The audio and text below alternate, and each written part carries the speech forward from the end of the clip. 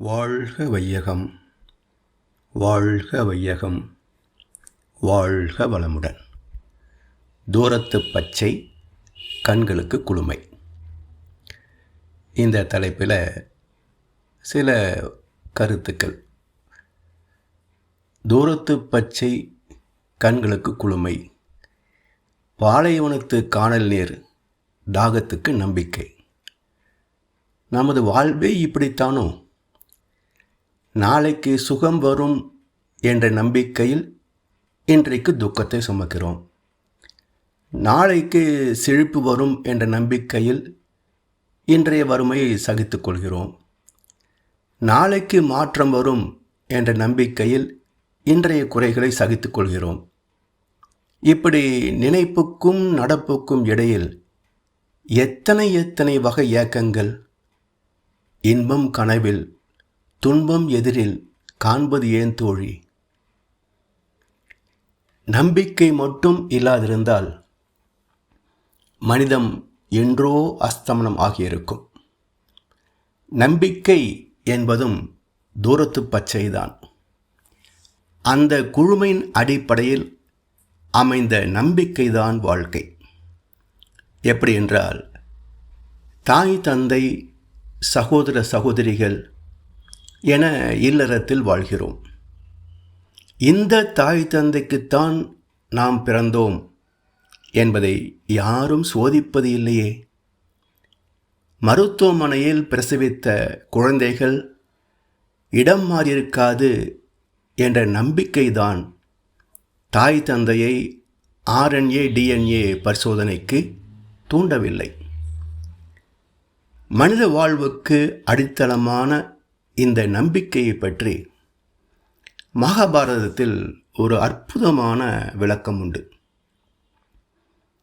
அதாவது 12 ஆண்டு வனவாசம், ஓராண்டு அஞ்ஞானவாசம், இவற்றை முடித்து திரும்பி வந்தும் துரியோதனன் பாண்டவர்களுக்கு நாட்டை திருப்பி கொடுப்பதாக இல்லை. அதனால் நேரடியாக யுத்தம் செய்வதா அல்லது தூது போய் சமாதானம் பேசலாமா என்று கிருஷ்ண பரமாத்மா, பலராமன், பாண்டவர்கள், திரௌபதி எல்லோரும் கூடி விவாதித்தார்கள். அப்போது கிருஷ்ண பரமாத்மா தர்மனிடம் கருத்து கேட்க அவனோ சமாதானத்தை விரும்புவதாக தெரிவித்தான். அடுத்து பீமனிடத்திலே கேட்கின்ற போது அவன் சொன்னான், கிருஷ்ணா, துரியோதனனிடம் சமாதானம் பேசுவது வீண் வேலை, நீ போகாதே.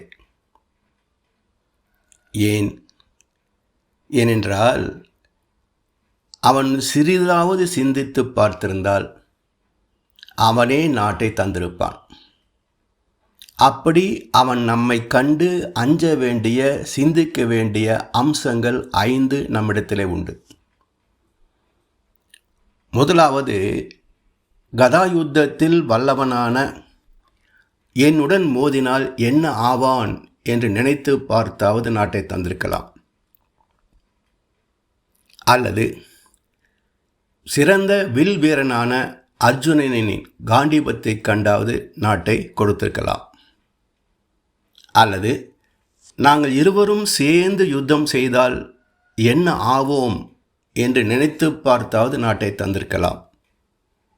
அல்லது பாஞ்சாலியின் கற்புக்கு பயந்தாவது நாட்டை தந்திருக்கலாம்.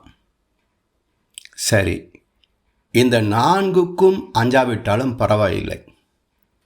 தெய்வமாகிய நீயே எங்களுக்கு பக்க பலமாக உற்ற துணையாக நிற்கிறாய். உன்னை கண்டு பயந்தாவது நாட்டை தந்திருக்க வேண்டும்.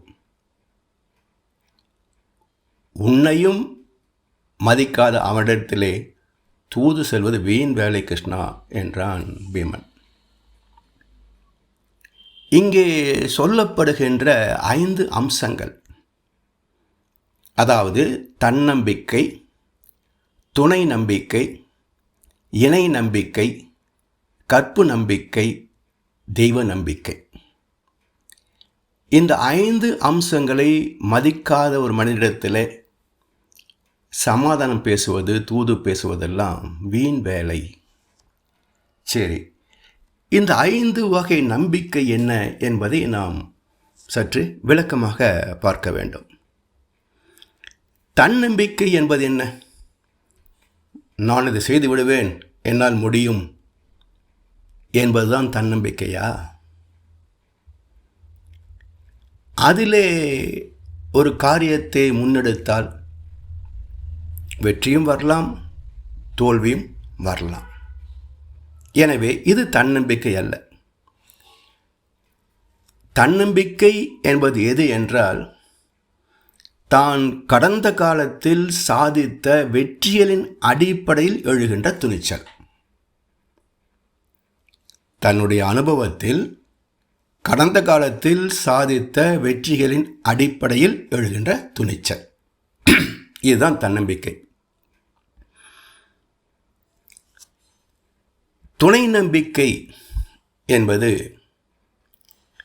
தன்னை போல் தனக்கு தெரிந்தவர், உறவோ நட்போ, அவர்கள் சாதித்த வெற்றிகளின் அடிப்படையில் அவர் மீது ஏற்படுகின்ற நம்பிக்கை துணை நம்பிக்கை. இணை நம்பிக்கை என்பது நாம் இருவரும் இணைந்து நமது திறமைகளின் அடிப்படையில் எதை சாதிக்க முடியும் என்று முன்னெடுத்துச் செய்வது இணை நம்பிக்கை. சரி, இதில் சில சமயங்களில் பாதிப்பு ஏற்படுவதும் உண்டு. அதாவது, நல்லவன் என்று நம்பி செய்த கூட்டு முயற்சியில் அவன் நம்பிக்கை துரோகம் செய்தது ஏன்? இல்லையா? இந்த கேள்விக்கு பதில் வேணும். இருக்கட்டும். 4வதாக கற்பு நம்பிக்கை. இதுதான் புனிதமான இல்லறத்திற்கு அடித்தளம். இதிலேயும் சிலரது வாழ்வில் ஏதாவது சந்தர்ப்பத்தில் கற்பு தவறுவது ஏன்? இது 2வது கேள்வி.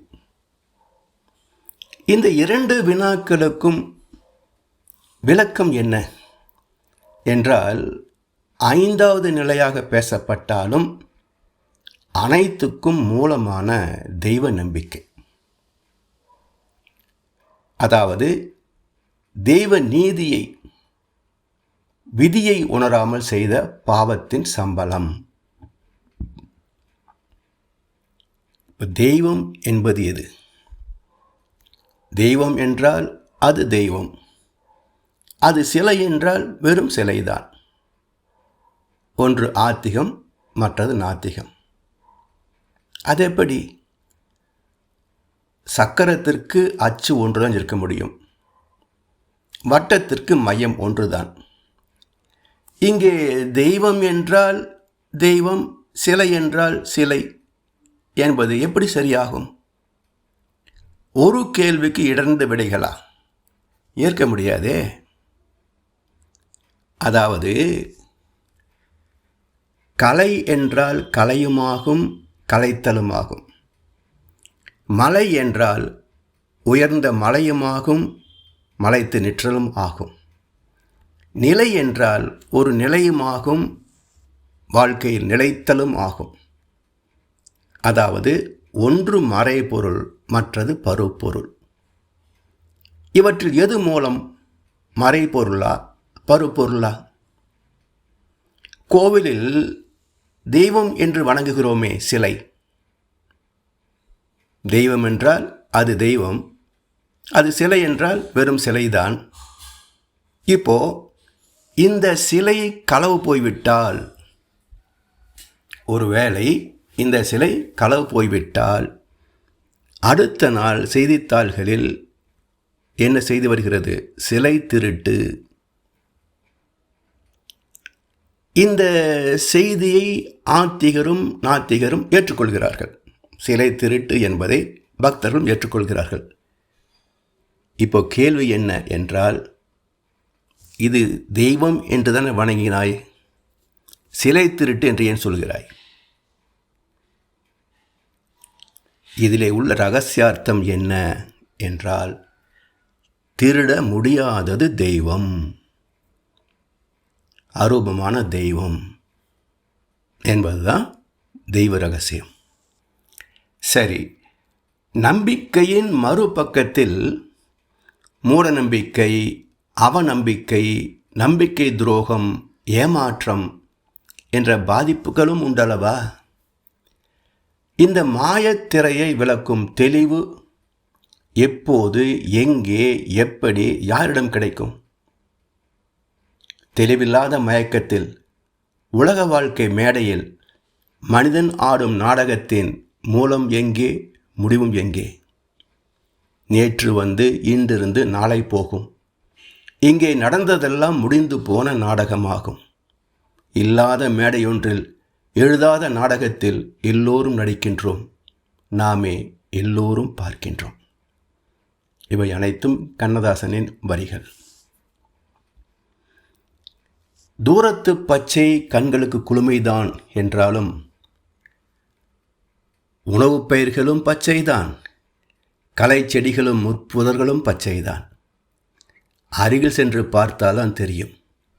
அதுபோல் நம்பிக்கைதான் வாழ்க்கை என்றாலும் ஆசிகளுக்கு இடம் கொடுக்காத, அதர்மத்திற்கு இடம் கொடுக்காத, தெய்வ நீதியை மதித்து வாழ்கின்ற, துன்பத்திலும் வழுவாத உறுதியான தெய்வ நம்பிக்கை தான் நமக்கு அனைத்து நற்பயன்களையும் அளிக்கும் என்ற பிரம்ம ரகசியத்தை உணர்ந்து தெய்வத்தை மதித்து, தெய்வ நீதியை மதித்து வாழ வேண்டும். இதற்கான பயிற்சிகள்தான் வேதாத்திரி மகர்ஷி அவர்கள் உலகுக்கு அளித்த வேதாத்திரியம் என்ற மனவளக்கலை பயிற்சிகள். எளிய முறை உடற்பயிற்சி, எளிய முறை காயல்ப பயிற்சி, எளிய முறை குண்டலினி யோக தியான பயிற்சி, எளிய முறை அகத்தாய் பயிற்சி மற்றும் தெய்வத்தையும் தெய்வ நீதியை, அதாவது விதியை பற்றிய விஞ்ஞானபூர்வமான விளக்கங்களும் பயின்று பயன்பெற வேண்டும். வாழ்க வளமுடன்.